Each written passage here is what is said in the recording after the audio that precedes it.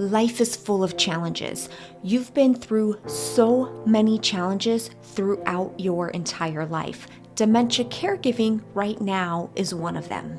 How are you showing up right now as you go through this challenge?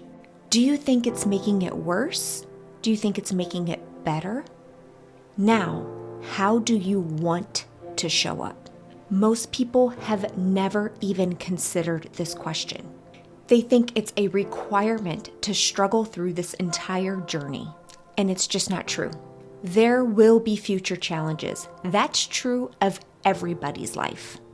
But how you show up, the thoughts you are choosing to think, the people you surround yourself with, that's going to make it harder or easier.